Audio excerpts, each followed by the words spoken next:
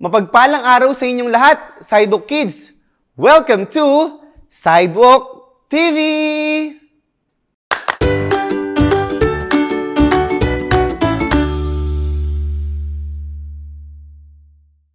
It's another day and another episode na naman ang hatid sa inyo ng Batang Sidewalk Ministries. Hi guys! Ako nga pala si Kuya John Paul o mas kilalang Kuya JP. Sino nga ulit ako? Tama! Kuya JP. Alam nyo ba? Natutuwa ang aking puso ngayon dahil first time ni Kuya JP makakapagturo dito. Pero, hindi lang si Kuya JP ang makakasama nyo ngayong araw. Handa na ba kayong makilala kung sino makakasama natin ngayon? Tawagin na natin siya. Pagbilang ko ng 3, sabay-sabay tayong magbigay ng isang palakpak. In 1, 2, 3. Yay! Sidewalk Kids, siya ang makakasama natin ngayong araw. Pwede ka nang magpakilala sa kanila. Mabuhay kayo, Sidewalk Kids! Ako naman ang pinakamatandang lolo nyo, o pwede na rin kaibigan. Ako si Lolo Pedro. Welcome to Sidewalk TV! Wow! Welcome ulit sa'yo, Lolo Pedro. Bago natin simulan ng lahat, manalangin muna tayo. Humingi tayo ng gabay at itaas natin lahat sa Kanya. Kantahin natin ng Let's Be Very Quiet.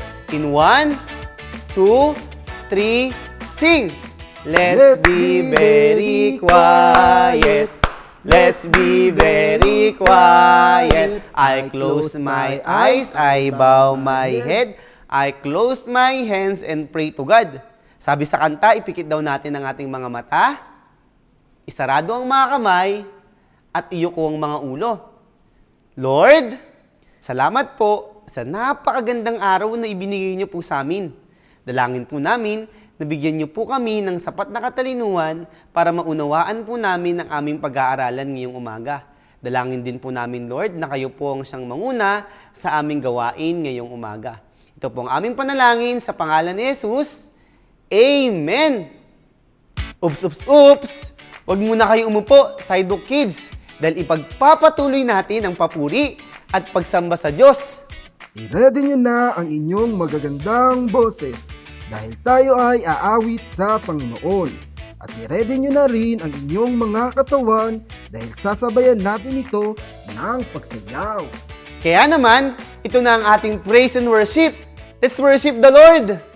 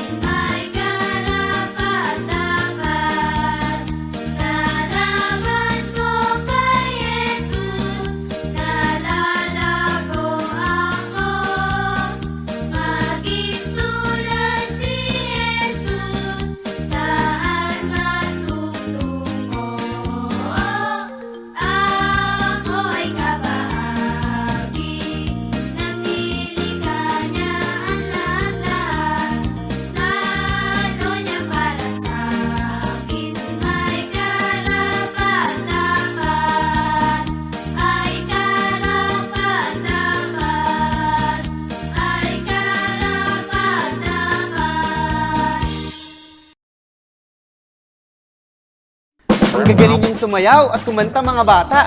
Ngayon, mag-enjoy naman tayo dahil it's game time! Ano po ang mechanics ng game natin ngayon, Kuya JP? Madali lang naman, Lolo Pedro. Hulaan lang ninyo ang action na aking gagawin habang may 5 segundo na lalabas sa inyong screen at isisigaw ninyo ang tamang sagot. Okay? Madali lang pala. Kayang-kaya namin yan ng mga batang nanonood ngayon. Tama, kids? Okay, ito ang una ninyong huhulaan. In 3, 2, 1.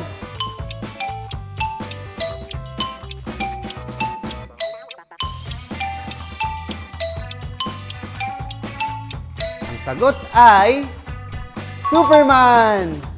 Okay, ito ang inyong pangalawang huhulaan. In 3, 2, 1.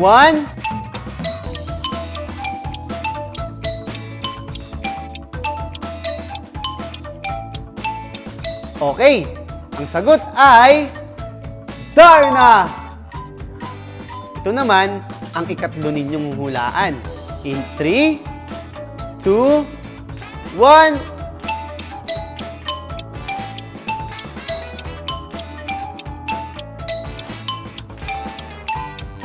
Ang sagot ay Spider-Man! Okay, ito na ang huli ninyong huhulaan. In 3, 2, 1.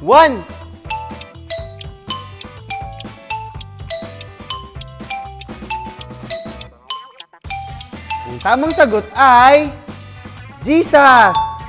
Ang galing ninyo mga bata! Nahulaan ninyo ang mga inaksyon ni Kuya JP. Alam nyo ba na ang naunang tatlo ay may pagkakapare-pareho. Pero si Jesus ang pinakadakila sa lahat. Pero mahalaga na malaman muna natin ang ibig ipakahulugan ng salitang ito. Alam nyo ba kung anong ibig sabihin ng salitang great?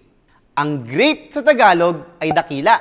Ito ay nangangahulugan ng mataas o malaki ang uri, karangalan o halaga. Maaari itong gamitin upang ilarawan ng isang tao, gawain o ideya o bagay na mayroong napakagandang katangian o natatangi sa pamamagitan ng kahusayan, kabutihan o kahalagahan nito. Ang pag-aaralan natin ngayon ay makikita sa libro ng Matthew chapter 18 verses 1 to 5. Nung sandaling yun, lumapit ang mga disciples kay Jesus at nagtanong, "Sino po ang pinakadakila sa kaharian ng langit?" Tinawag ni Jesus ang isang bata at pinatayo sa harap nila. Tapos sinabi niya, "Sinasabi ko sa inyo, kung hindi kayo magbabago at magiging kagaya ng mga bata, hindi kayo makakapasok sa kaharian ng langit. Sino man na maging mapagkumbaba katulad ng batang to, ang siyang pinakadakila sa kaharian ng langit. At kung sino ang tatanggap sa batang ito, sa pangalan ko, tinatanggap niyo na din ako." Ano nga ba ang ibig sabihin ni Jesus? Ang mga bata ay tunay na ang pinakamaliit sa mga tao. Ang mga bata ay umaasa lamang sa kanilang mga magulang. Hindi mo kayang gawin ang mga malalaking desisyon sa inyong pamilya. Ngunit ang iyong mga magulang ang gumagawa nito. Alam niyo bang maaari tayong maging kabahagi ng kaharian ng Diyos kung matututo tayong umasa at ipagkatiwala sa Diyos ang lahat ng bagay. Katulad ng pangangailangan natin ng gabay mula sa ating mga magulang, kailangan natin ng tawad, habag, at biyaya mula sa Diyos. Iyan ang paraan kung paano tayo magiging bahagi sa kaharian ng Diyos.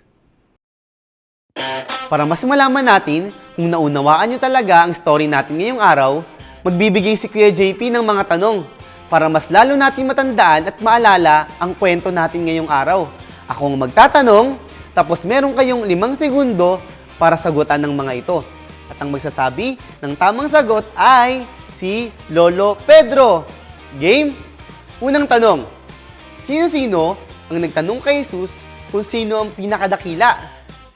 5, 4, 3, 2, 1. Ang tamang sagot ay ang mga disipulo. Tama! Pangalawang katanungan. Kanino inihalin tulad ni Jesus ang pagiging dakila?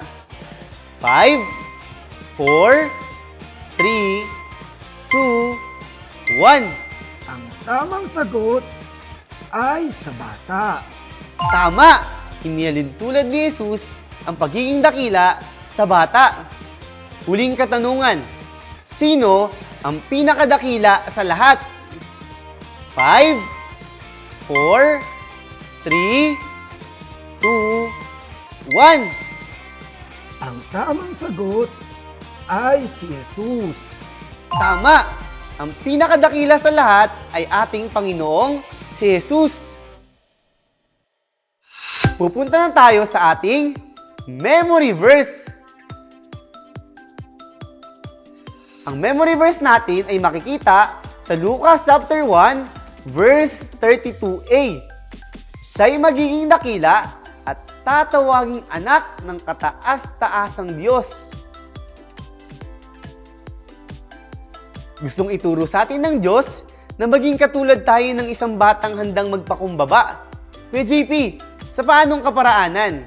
Tayo ay handang makinig, sumunod sa lahat ng ipinagtuturo sa atin ng Amang nasa langit. Paano nga ba natin maipapakita ang pagiging dakila ni Jesus sa buhay natin? Maipapakita natin ito sa pamamagitan ng pagmamahal natin sa ating kapwa. Alam nyo ba na hindi lang ang mga bata ang mahal ni Jesus? Lahat tayo ay mahal niya. Matanda o bata man yan. Kaya ngayon, maghanap ka ng 5 tao na pwede mong iparamdam ang pagmamahal ni Jesus. Okay? Salamat sa inyong pagsama at panunood. Dalangin namin na kayo ay nag-enjoy at natuto sa aralin ngayong araw. Kaya naman, sana ipatuloy nyo kaming samahan sa mga susunod na episodes. I-invite nyo na rin ang mga kaibigan ninyong hindi natin kasama ngayong araw. At para hindi kayo mahuli sa mga susunod pang episode, huwag niyong kalimutang i-like ang aming Facebook page, Batang Sidewalk Ministries. I-follow niyo na rin ang aming Instagram account at Batang Sidewalk Ministries. I-follow nyo na rin ang aming TikTok account at Batang Sidewalk Ministries para sa mga bagong activities. At kung gusto niyong mapanood ulit ang episode na ito, mag-subscribe lamang kayo sa aming YouTube channel. Just search Batang Sidewalk Ministries. See you again sa next episode. Ipakita at iparamdam mo ang kadakilaan ni Kristo. God bless you! Bye! Bye!